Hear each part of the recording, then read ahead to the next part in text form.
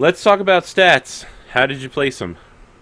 Uh, Strength 8, Dex 15, Con 9, Int 16, Wisdom, I think that's supposed to be 12, and Charisma 13.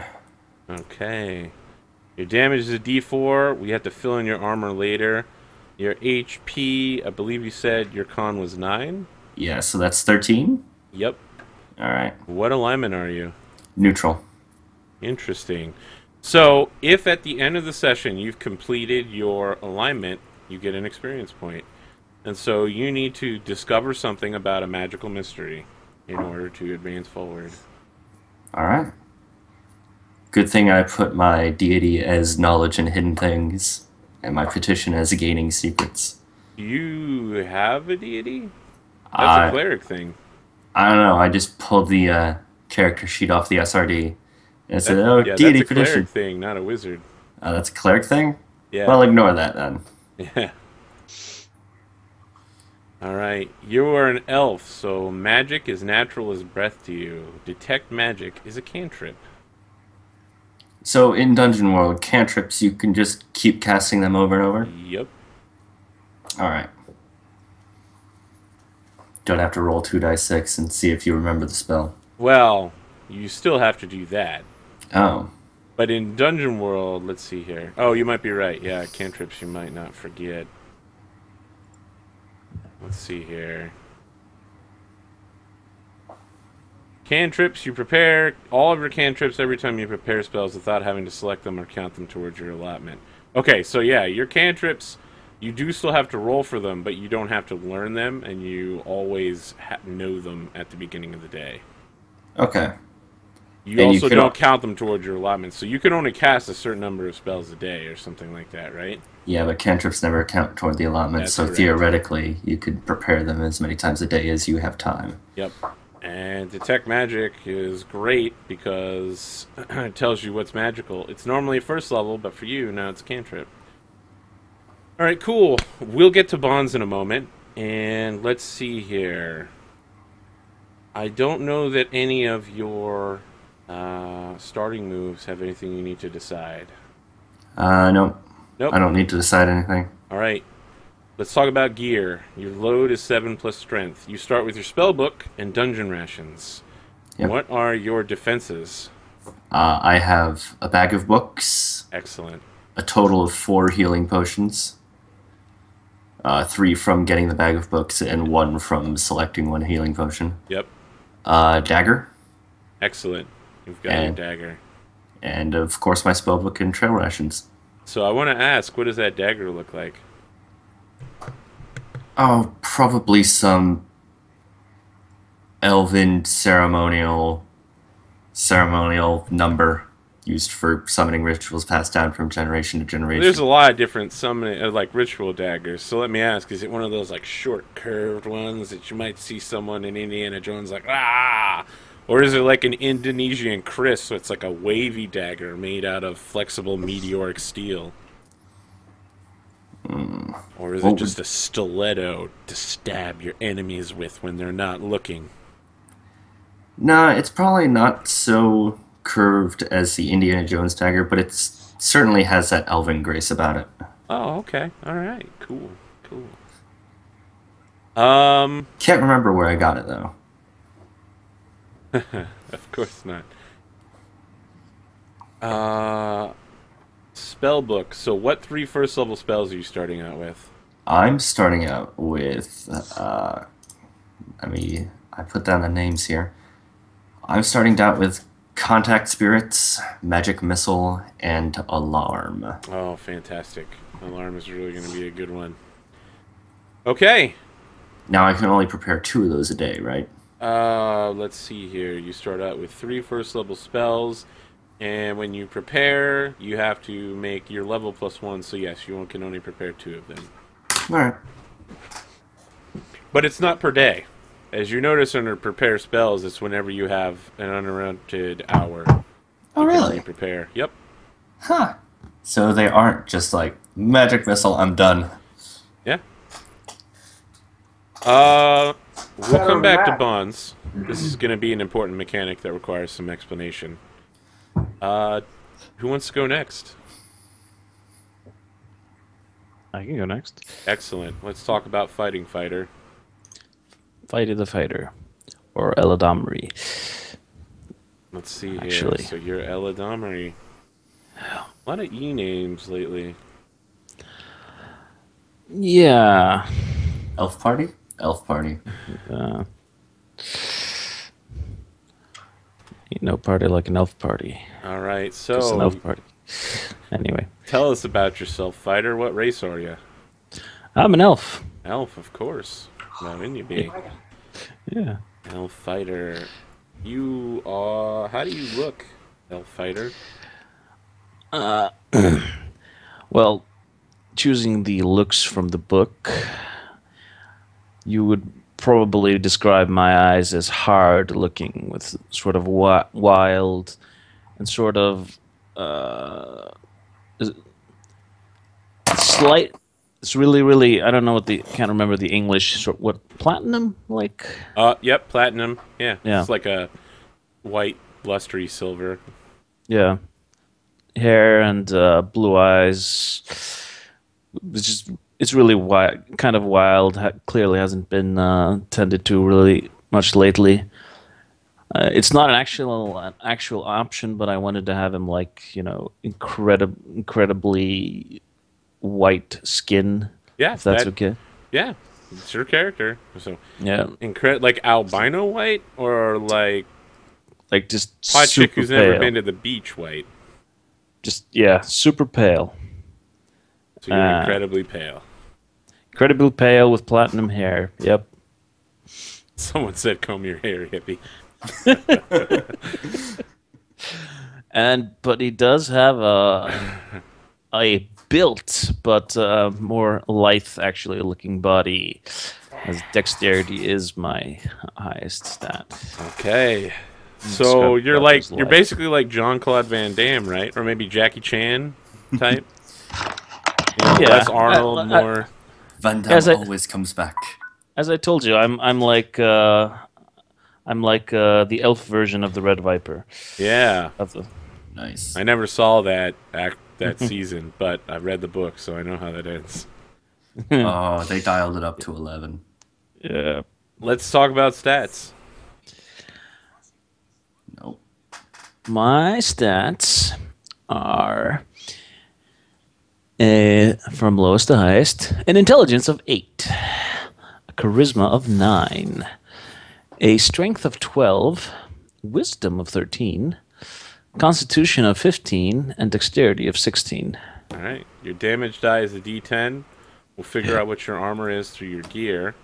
Your hit points are 25, right? 15 plus 10. Yeah. All right. What is your alignment? I am good. All right. So if you defend those who are weaker than you, you will get some experience. You are an elf, so you choose one weapon. You treat weapons of that type as... Oops, I accidentally closed the PDF. Can someone tell me what the last thing says? You treat weapons of that type as they add the precise tag. And I choose spears. So I fight with spears using dexterity. I feel like watching the epic rap battles of history, Shaka Zulu versus Caesar, is now way more appropriate. Because when you battle Shaka, this would happen to you. We'll get to bonds. You have a really complicated one. Yeah, I'm remembering that in my game with my cousins, someone played a fighter. You have bend bars, lift gates, which lets you destroy stuff. You ignore clumsy tag, but more importantly, we need to talk about your signature weapon. You want to read off the signature weapon category, and then we'll talk about what you've chosen? This is your weapon. There are many like it, but this one is yours. Your weapon is your best friend. It is your life, your master. No, wait, sorry. You master it as you master your life. Your weapon without you is useless. Without your weapon, you are useless. You must wield your weapon true. Getting some flashbacks from a certain movie. Yeah. And the base description of the weapon, funnily enough, it's a spear. Okay. And What range? I have chosen to go with the reach, as that seems kind of fitting for a spear. All right, you get to pick 2 enhancements. It is incredibly sharp, which gives it +2 piercing, and it has serrated edges, as it was never properly. It was actually never properly forged. I've already told you all the backstory of the weapon. You want me to go into that? We can Or is that- reveal it through time. Yeah, I don't think we need to talk about it now. We'll But set up a back scene. Yeah, don't Dan me, bro. yeah. Here's that secret thing we discussed via email that we were going to reveal in a flashback during introductions. Yeah, and it looks completely unblemished, Oh, untouched. The spear itself, but you can tell that the wood holding the spear is like ancient. All right, we already know it's precise. And looking at the equipment list, we know that precise means you get to use Dex to hack and slash for this weapon. Yep. It's incredible for you. Just make sure Dex is so good. Nice. Yep. So good. I'm a dex fighter. Okay, your load is 12 plus strength. You Yep. carry your signature weapon in dungeon rations. What form of defense did you pick? I chose to go with scale to have some sort of armor. Okay, what scales is it made out of? Green dragon. Oh, shit, you're a badass. We're going to have to go into that later. Green dragon scales. Yeah, scale mail is normally clumsy, but you're a warrior, so you ignore the clumsy tag, so you're just like, F off. Yep. I don't care. I can move well in it. And as with the 2 other choices, I have chosen to take 2 healing potions and the big bag of goodies, an antitoxin, dungeon rations, and poultices and herbs. All right. So I don't have any coins, and I don't have a shield. So poultices and herbs has 2 uses. When you treat someone's wounds with poultices and herbs, they heal 7 damage, and you expend 1 use. Cool. Cool. Yeah. We'll come back for bonds in just a minute here. Jim, let's talk about you. All right. I am going to be breaking from the elf party.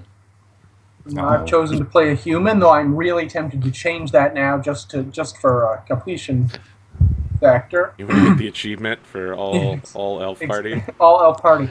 But no, I am not. I'm going to play a human. I'm playing Frederick William Mayfield the 14th of the Opera Mayfields. Of course. And I believe your 14th is XIV, right? Like, yeah, you XIV, go Roman yes, numeral. Of course. Do you have a beard? I have a fancy mustache. Are you Talden? Are you noble? Yes. The Mayfields are Excellent. minor So we noble won't have house. to shave your mustache at the beginning of the game.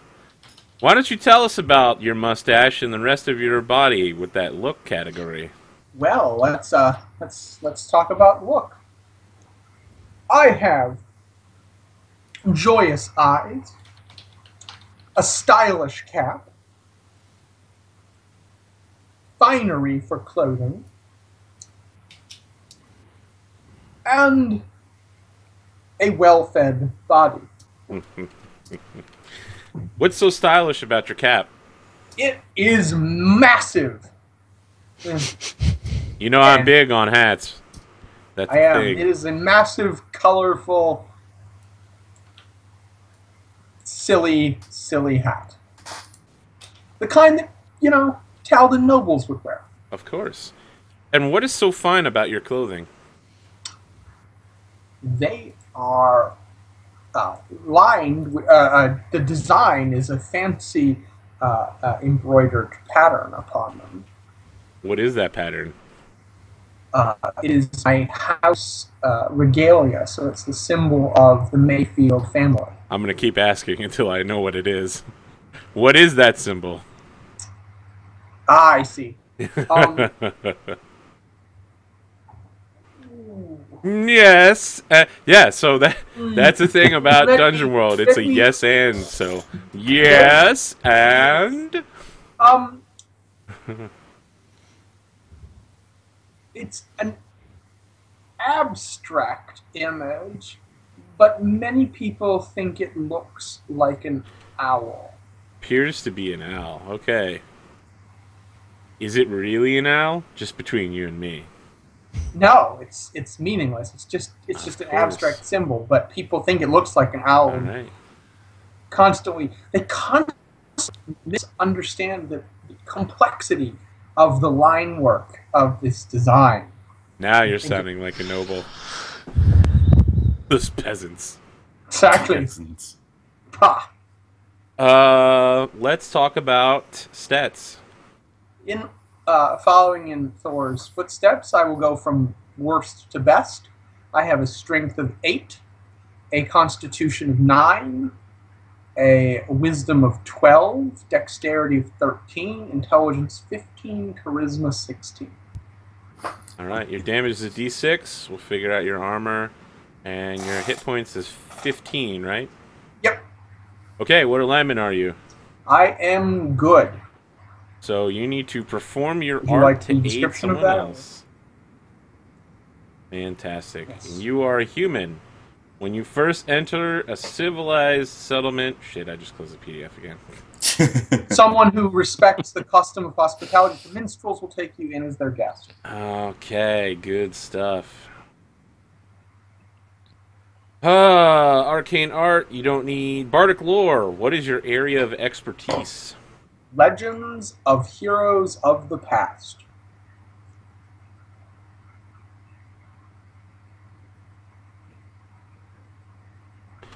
So, you can encounter a important creature, location, or item. If it's covered by your bardic lore, you can ask me one question about it. I must answer truthfully.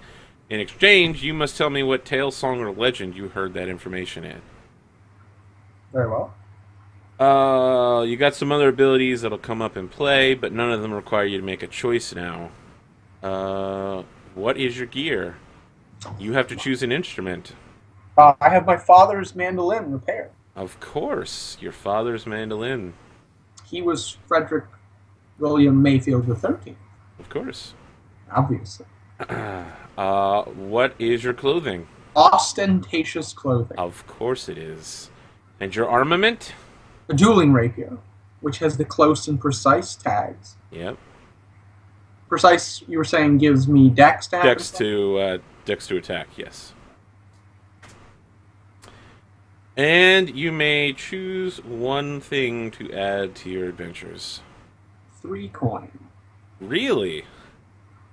You're Really? taking the JP route. Okay. I'm taking the I'm a noble. Okay. All right.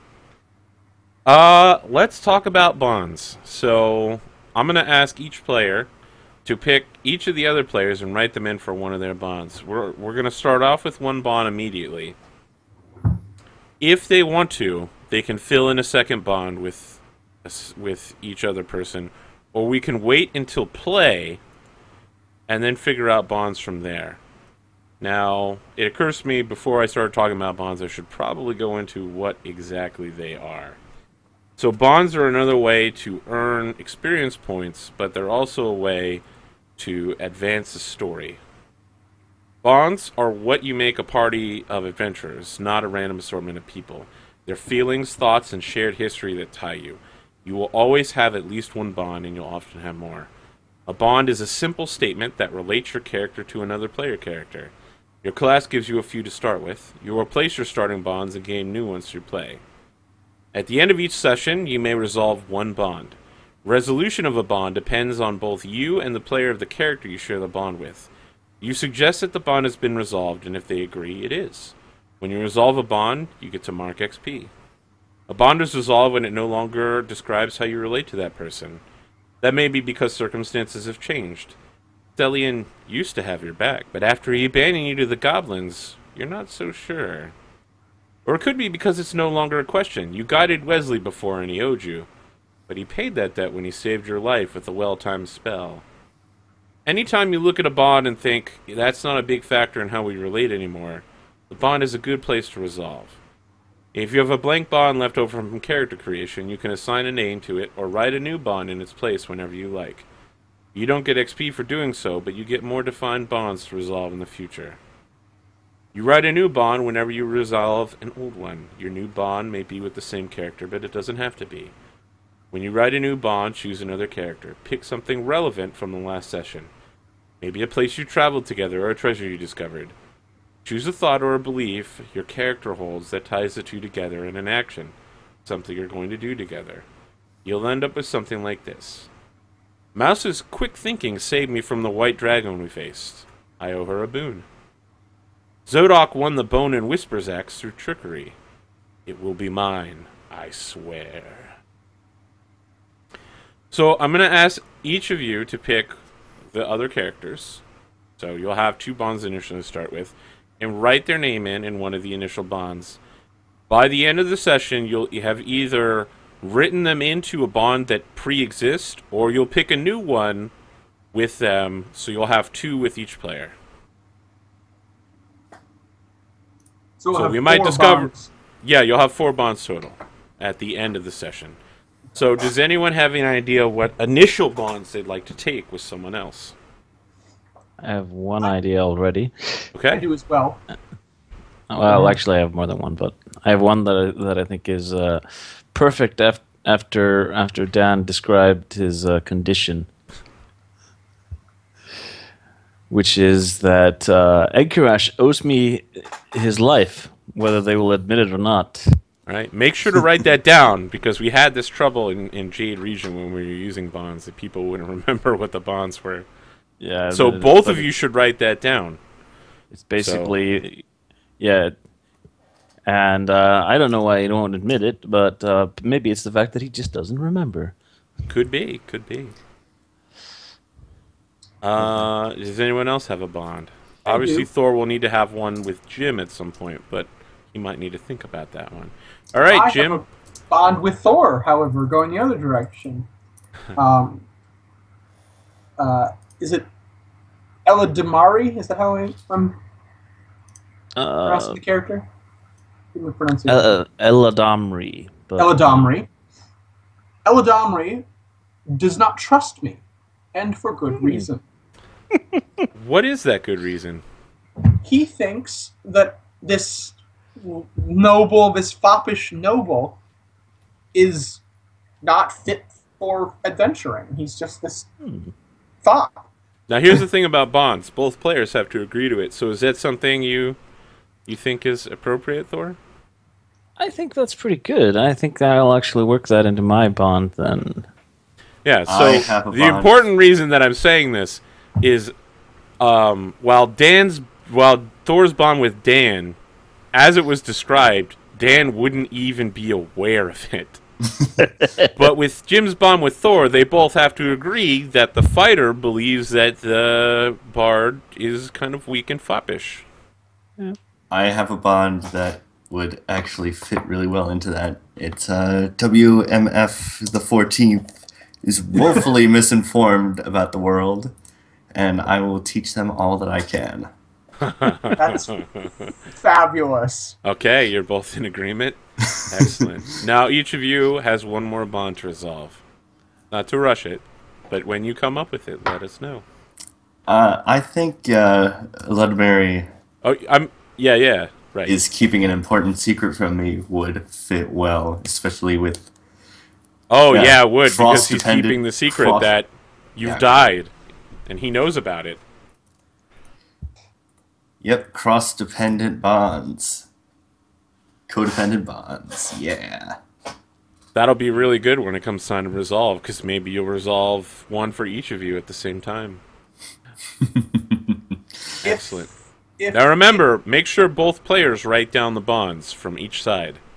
So you can only resolve your own bonds, but you need to be aware of what the other player's bonds are, so you can high-five them and be like, oh, you want to resolve your bond this session? Let's do it. given Dan's bond with me, and that he has an insight into my view of the world, I think that tells me that this is not my first adventure with Enkaresh. Ah, interesting. Interesting.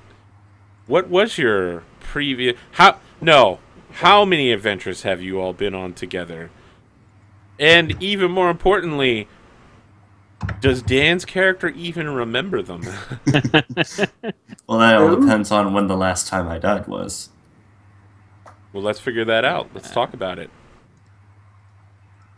I think adventures. because the reason that I suggested the bond is based on his perceptions of me, that means he does remember going on at least one adventure with me.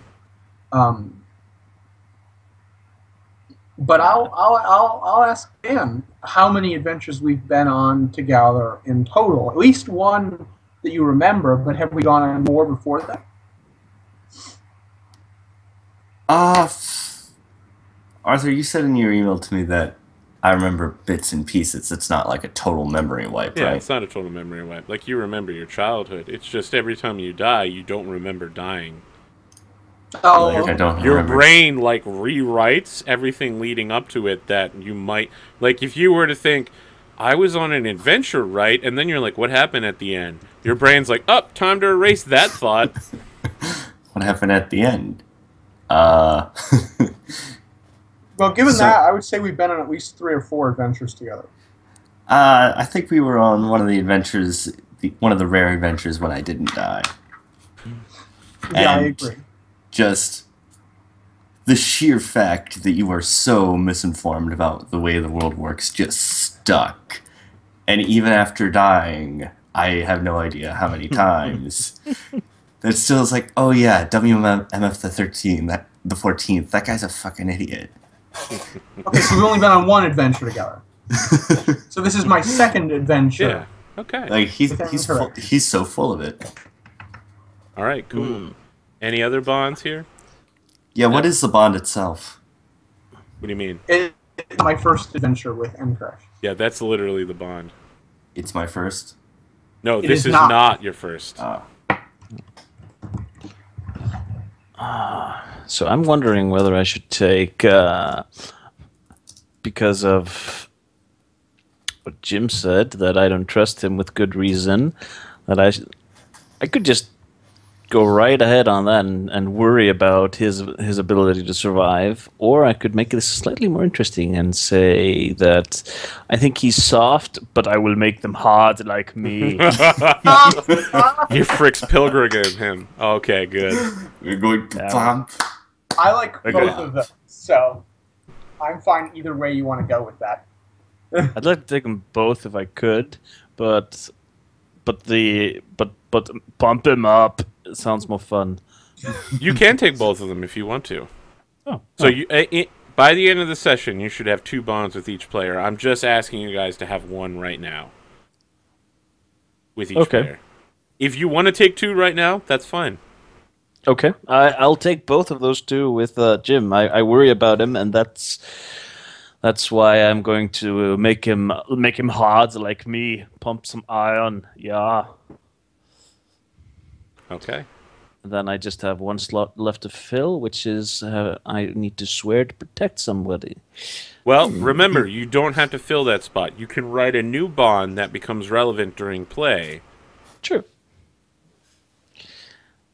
We'll see how it goes. Okay. Who are we missing? I think we're missing at least 1 bond. Does everyone have at least 1 bond with each other player? Yep. Okay, alright. Well, then it might be time to get started.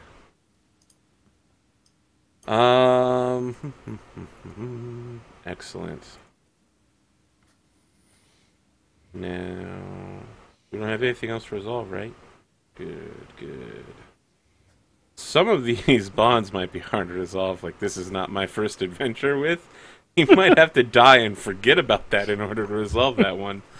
But it does make for a good story.